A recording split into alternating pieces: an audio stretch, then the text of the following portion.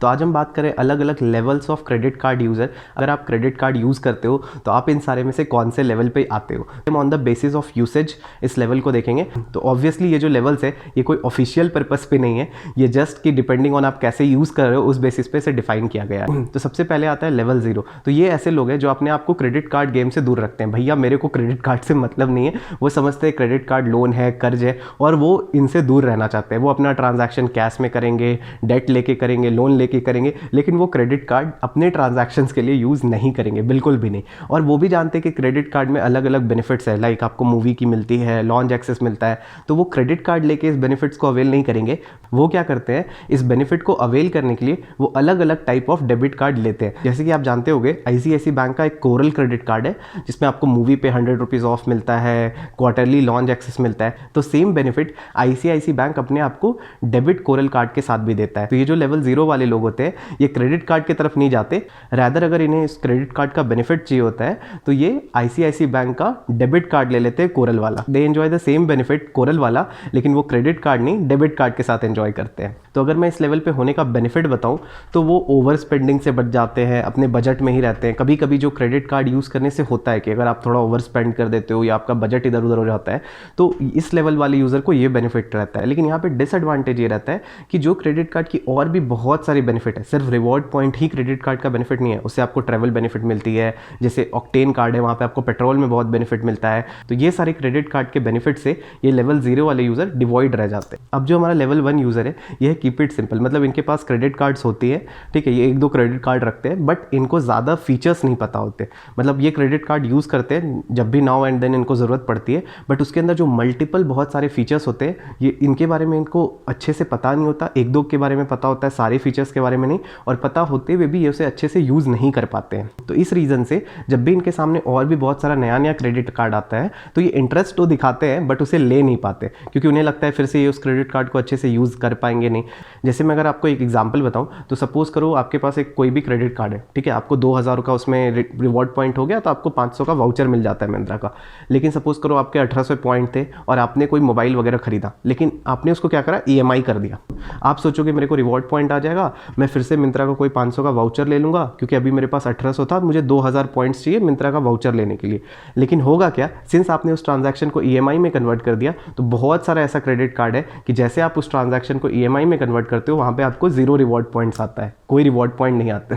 तो ये इस लेवल ऑफ यूज़र का थोड़ा डिसएडवांटेज होता है कि इनके पास क्रेडिट कार्ड होती है बट ये उसका सारा बेनिफिट्स जितने सारे आपको मिल रहे हैं और जितना आप उससे बेनिफिट ले सकते हो, ये अपने क्रेडिट कार्ड से पूरा बेनिफिट नहीं ले पाते हैं। अब है हमारा लेवल 2 यूज़र। इनकी ये तो कार्ड बहुत सारा जमा कर लेंगे, ठीक है, लेकिन इनके पास विजन नहीं होता।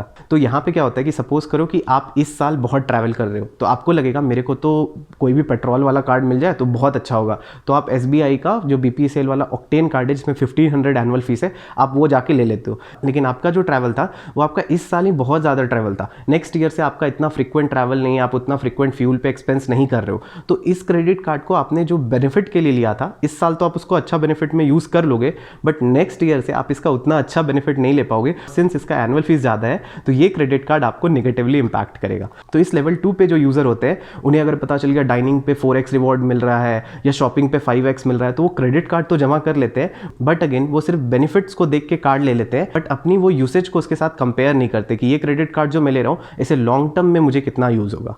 तो ये होते हैं लेवल 2 वाले यूज़र। और ये सारे हम जिस भी लेवल्स की बात कर रहे हैं आप इसे इंटरटेनमेंट पर्पस के लिए भी समझ सकते हो, और आप इसे समझ सकते हो कि हम कौन से कैटेगरी में फॉल करते हैं और कैसे हमें इंप्रूव करना है। ये कोई भी ऑफिशियल या कोई गवर्नमेंट ने पब्लिश नहीं करा कितना सारा लेवल्स होता है, ठीक है। तो अब जो हमारा लेवल 3 है ये है रिडीम पॉइंट्स ईजी वाला, और लेवल 4 जो है वो भी रिडीम पॉइंट्स है लेकिन ये उससे हायर वाला, इंटरमीडिएट वाला। तो दोनों को समझते हैं क्या डिफरेंस है।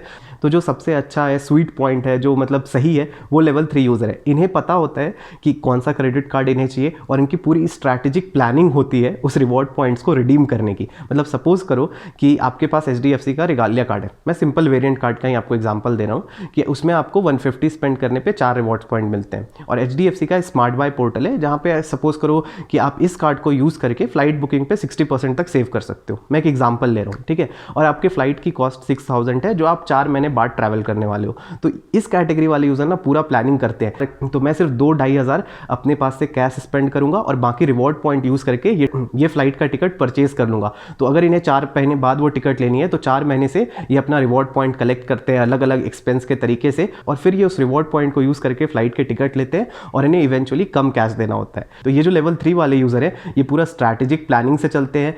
तो अभी तक हमने जो लेवल 0, 1, 2, 3 की बात करी, उसमें ये 3 इज़ अ गुड लेवल, मतलब थोड़ा आपको पता है, अच्छे से करते हो। और इवन हम सबको इसी लेवल में होना चाहिए, क्योंकि हमें पता होना चाहिए हमें किस क्रेडिट कार्ड का ज़रूरत है और उसमें हमें जो भी बेनिफिट्स मिल रहे हैं। अगर आप क्रेडिट कार्ड रखे हो तो आपको उस बेनिफिट्स के बारे में पता होना चाहिए और टाइम टू टाइम आप उसे यूज़ भी कर पाओ, तभी उस क्रेडिट कार्ड का बेस्ट यूज़ भी उठा रहे हो, अगर आप कुछ एनुअल फीस भी दे रहे हो तो।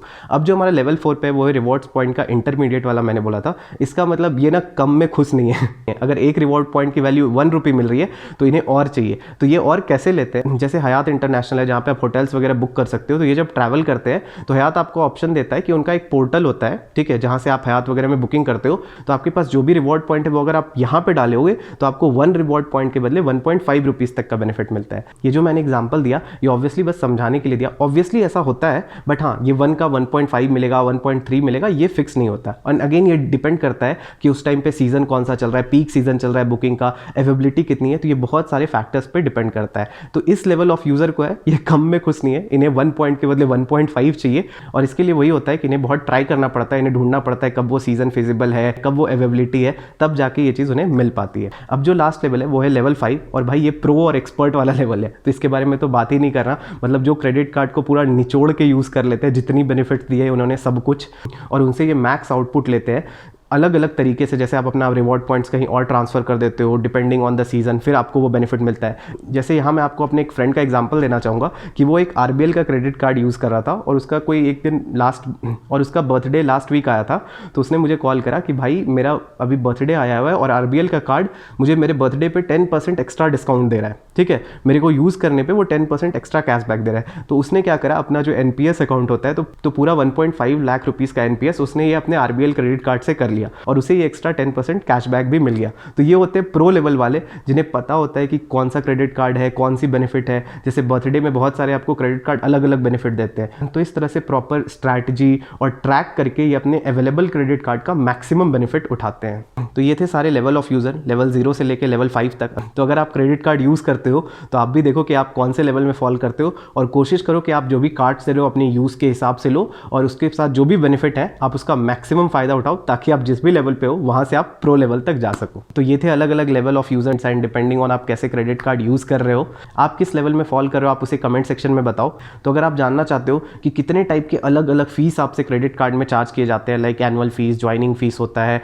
बैलेंस ट्रांसफर फीस होता है, तो इन सारे फीस को डिटेल में जानने के लिए आप मेरे राइट वाले वीडियो पर क्लिक करके देख सकते हो।